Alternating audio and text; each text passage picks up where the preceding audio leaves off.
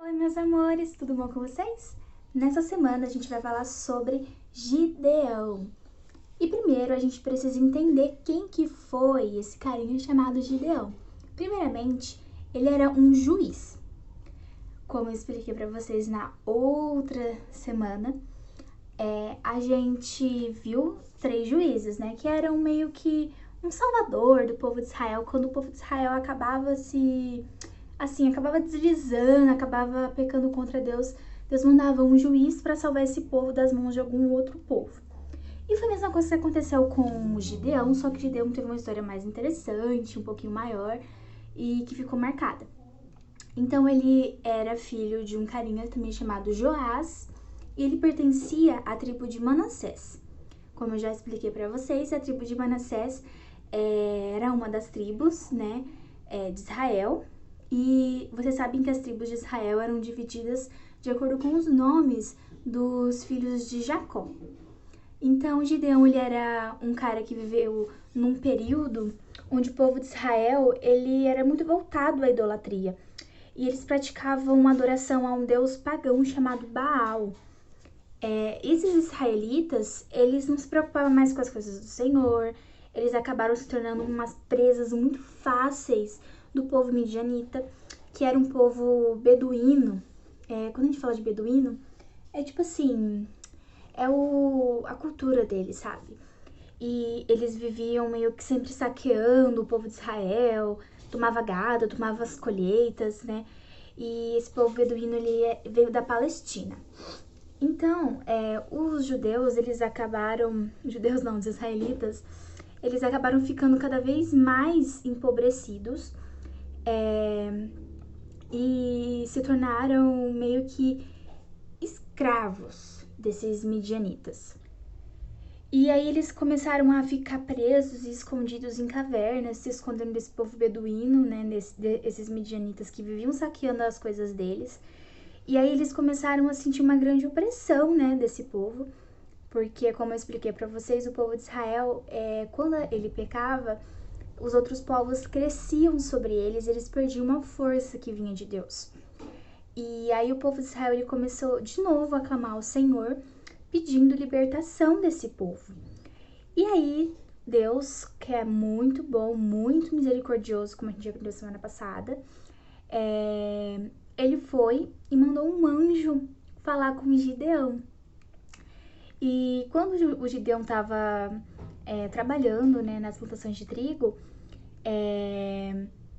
ele recebeu esse anjo que conversou com ele, né, explicou tudo o que aconteceu e tudo mais, e que ele seria um novo juiz e que seria encarregado de realmente liderar o povo de Israel, né, para derrotar esses midianitas, né. Mas, assim, Gideão, ele não se considerava capaz de fazer isso, sabe? Foi meio que uma historinha parecida com a de José, né, se a gente for pra pensar. De José, de José, de Moisés, todas essas pessoas que geralmente Deus escolhe pra fazer alguma coisa, elas nunca se sentem capazes o suficiente. Tipo, ai, será que eu consigo? E aconteceu a mesma coisa com Gideão. Ele não se sentia capaz de liderar o povo. Só que Deus, ele escolhe as pessoas pelo coração, né? Ele sabe quem que é cada pessoa.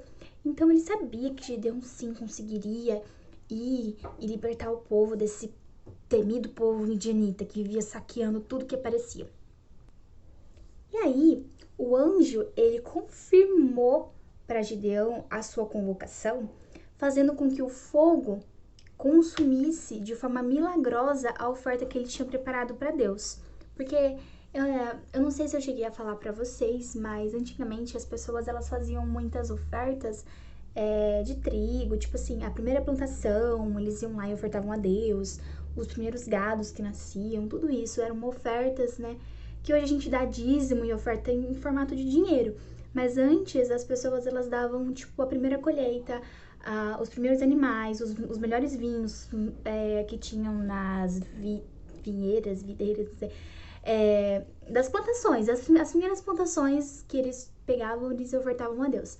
E aí, o anjo fez toda essa oferta que Gideão preparou pra né, ofertar pra Deus, queimar, pegasse fogo, assim.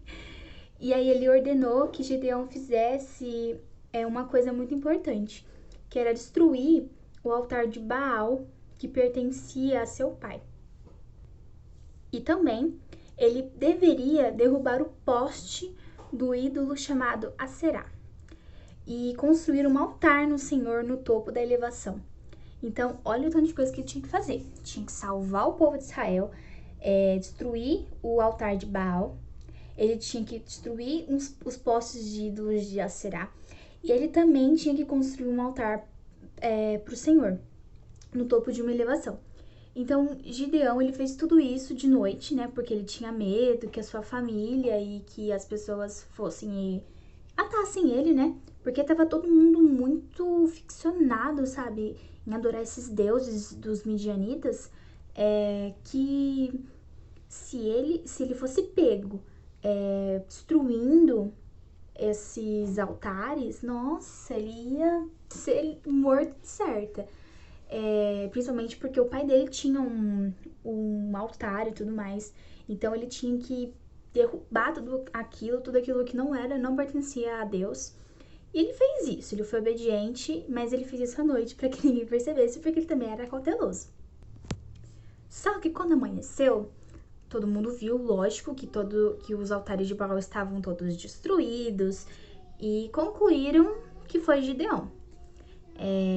Porque eu acredito que para Deus escolher ele, Gideão era um pouquinho fora da casinha. Provavelmente ele era o único lá que não adorava muito esses deuses, ele era o único lá que era mais próximo do Senhor.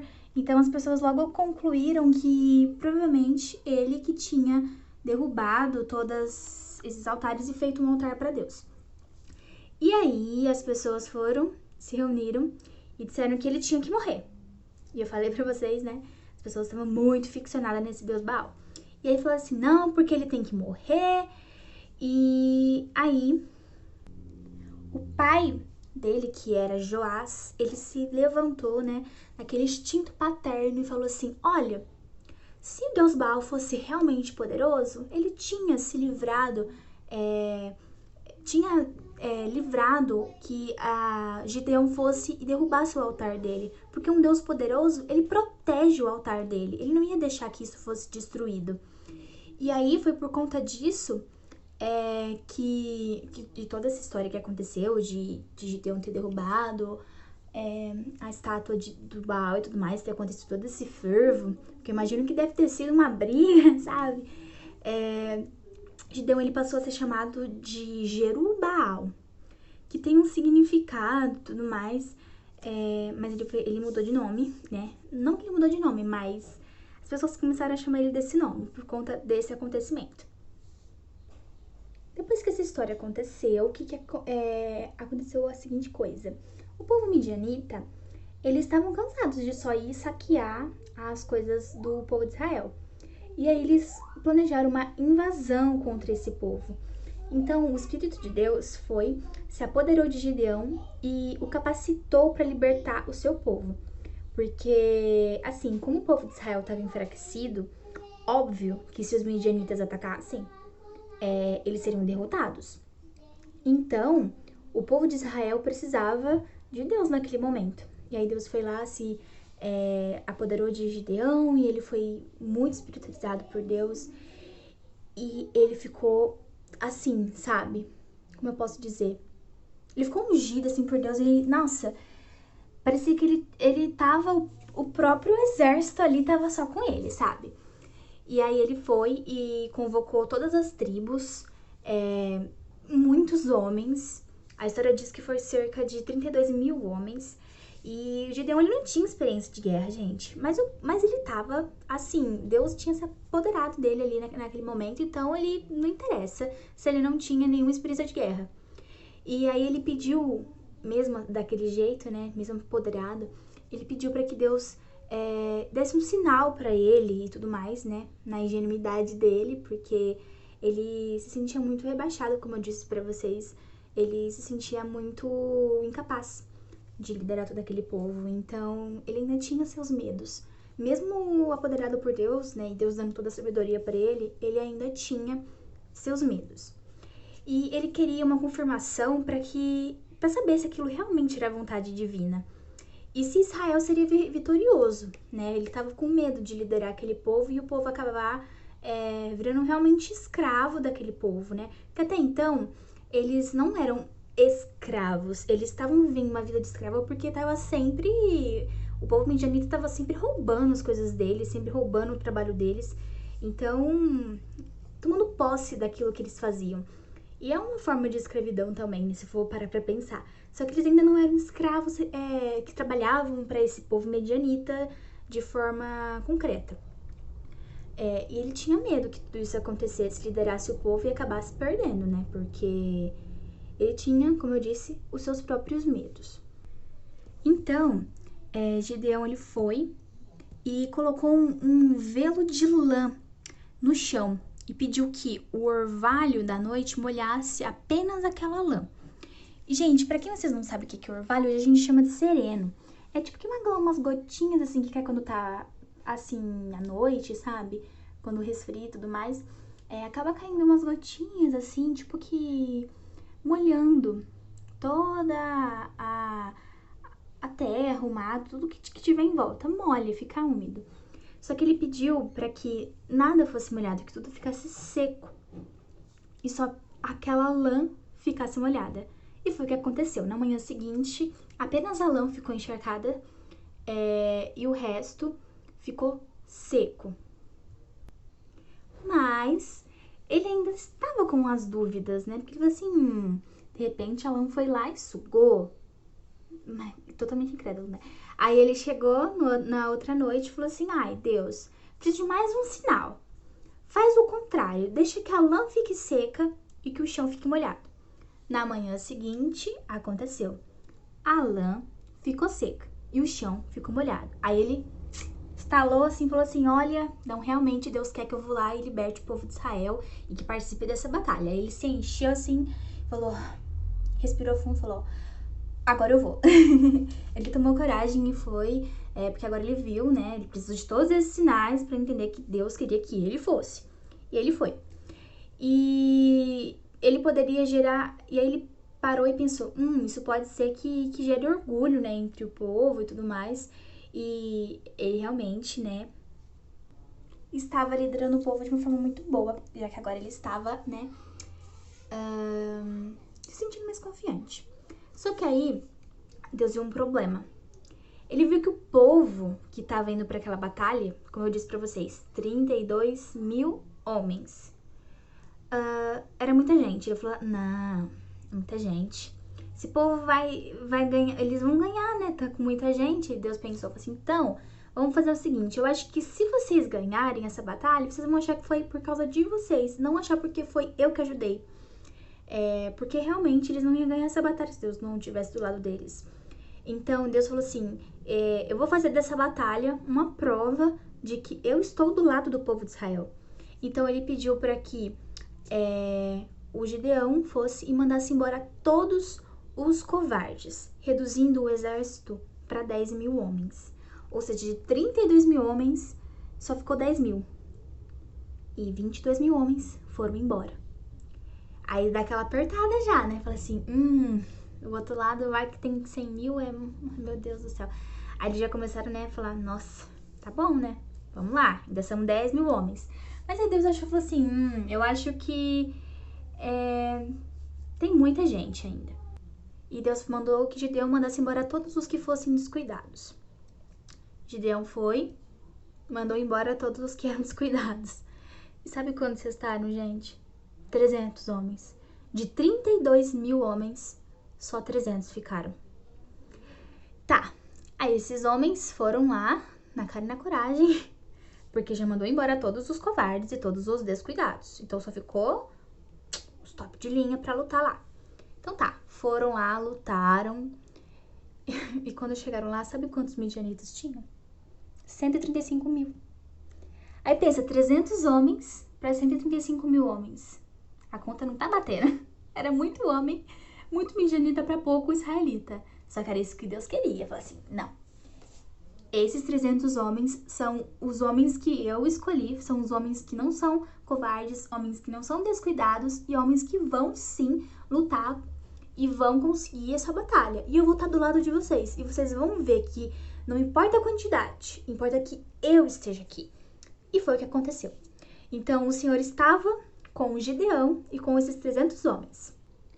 Aí Gideão separou esses 300 homens em 3 grupos de 100 e liderou um ataque noturno que deixou os midianitas confusos e apavorados, né? Porque eles estavam esperando, né? Uau! Aí 300 homens lá e faz um ataque surpresa de noite. E aí, né? Eles chegaram lá e começaram a fazer muito barulho. Tipo, eles acharam que os 300 iam chegar lá naquela da noite e matar todo mundo no silêncio. E chegaram lá, acordaram todo mundo. Falou assim, já começaram a fazer barulho, tocando buzina e gritando, fazendo um grito de guerra.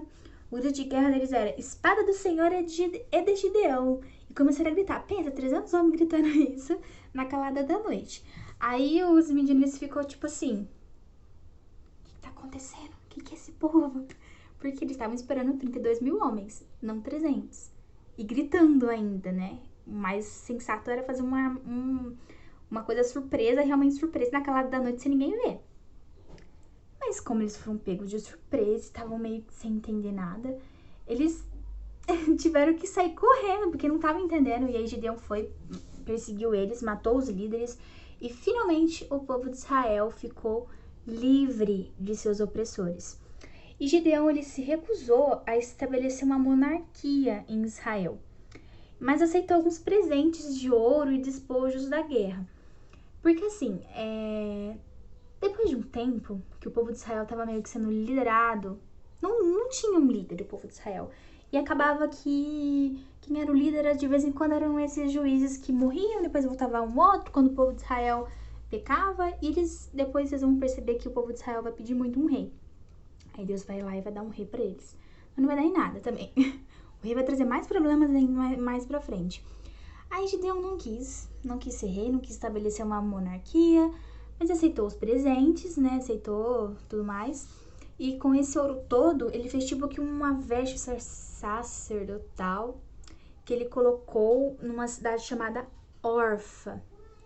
E se tornou uma armadilha para ele e sua família.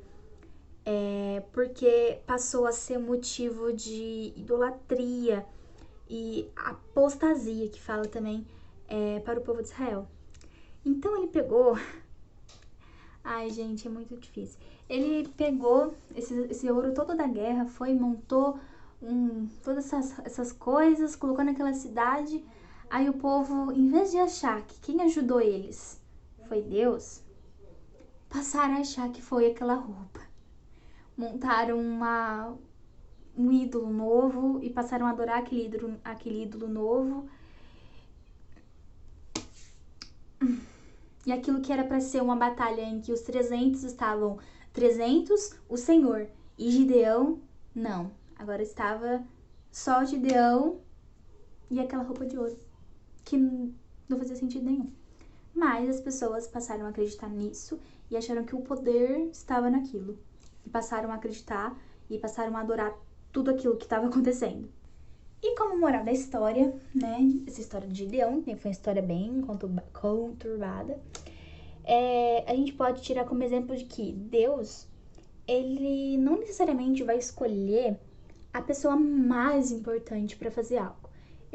Na verdade, ele sempre escolhe os homens mais simples, ou até o menor dos homens, como a gente já viu com Davi, com José, que era o irmão mais novo, né, que a gente pode ver com Moisés, por exemplo, que o Moisés não era o irmão mais velho, gente, ele era o irmão mais novo. Porque já a Miriam e o outro irmão dele lá também eram todos mais velhos que ele. E Deus acaba pegando essas pessoas que são mais novas, que geralmente são colocadas como inexperientes, fracas, frágeis. Só que, como eu disse pra vocês, Deus escolhe pelo coração. Deus escolhe olhando para aquilo que tem dentro de você. Ele não vai olhar se você é grande, se você é pequeno, se você é gordo, se você é magro, se você é inteligente, se você não é inteligente. Ele vai olhar uma coisa chamada fé. E a fé existe dentro do nosso coração. Por isso que eu falo que Deus olha o nosso coração. Ele olha se a gente tem realmente fé, se a gente acredita nele, se a gente tem alguma coisinha ali dentro que é boa, perfeita e agradável para ele. E é assim que Deus escolhe todas as pessoas que ele já usou. E ele também pode escolher vocês, mesmo vocês sendo pequenos, porque como eu disse, Deus não olha o tamanho. E a gente pode pegar o exemplo de Gideão, que era um homem, como eu disse pra vocês, medroso, que se sentia incapaz, mas que tinha uma fé em Deus que o capacitou, né, a se tornar digno de receber o Espírito Santo e a partir do Espírito Santo se tornar um varão, né, que a gente fala, um varão valoroso. Um homem de fé, um homem que realmente tem poder através de Deus, que você consegue olhar e ver o reflexo de Deus.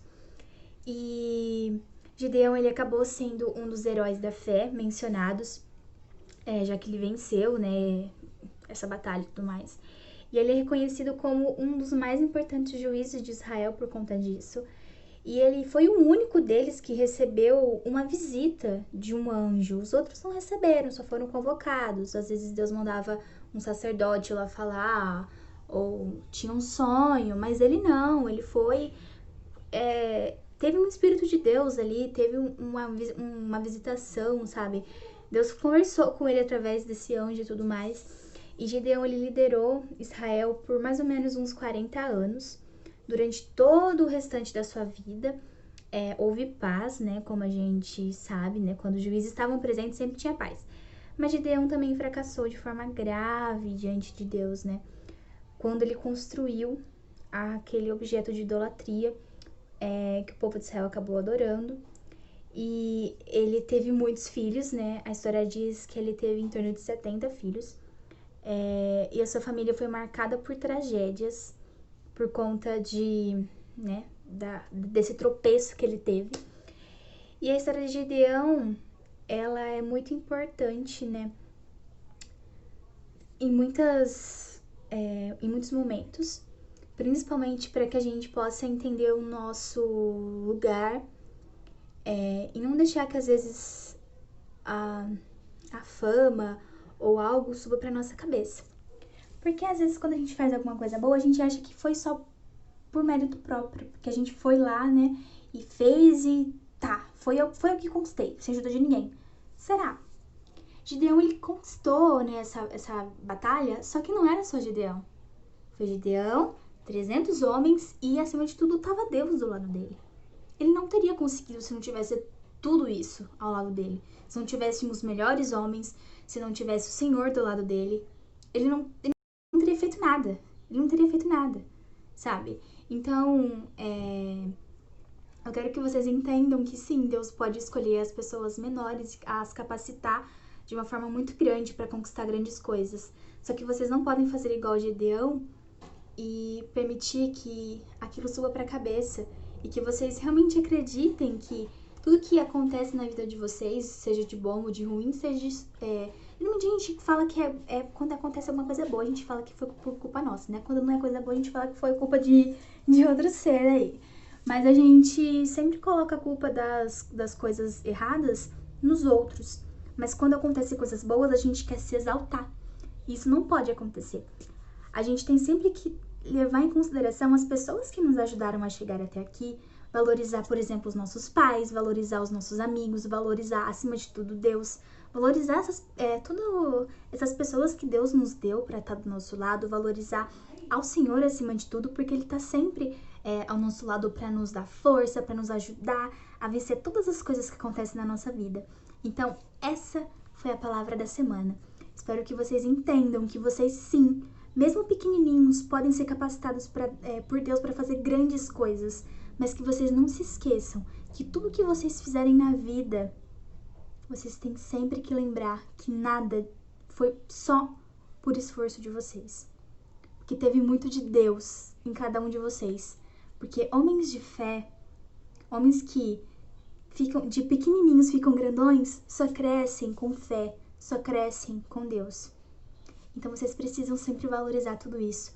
Valorizar a Deus, valorizar as pessoas que estão do lado de vocês e também se valorizarem de alguma maneira, né, porque a gente também tem que ter um amor próprio para cuidar da gente, para cuidar de quem a gente é. Então essa foi a palavra da semana, eu espero que vocês tenham gostado dessa história, ela ficou um pouquinho longa, porque tem muitos detalhes, mas eu acho que vocês vão gostar bastante.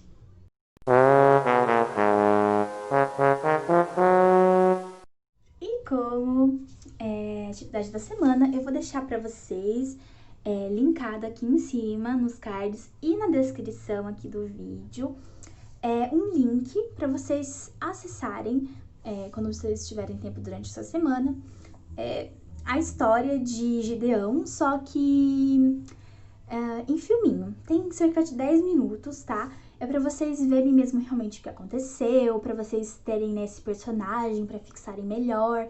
Eu acho que vocês acabam entendendo melhor quando tem imagens e tem uma história do que só eu falando, né? E eu espero que vocês consigam relacionar, consigam entender. E não se esqueçam do real sentido dessa história, né? Que é pra vocês sempre acreditarem que vocês podem conseguir tudo se vocês tiverem Deus em primeiro lugar na vida de vocês e valorizarem as pessoas que Deus coloca na vida de vocês e valorizarem também a Deus. Essa foi a palavra da semana, a atividade da semana. Eu espero que vocês tenham gostado e um beijo e até semana que vem, viu? Tchau!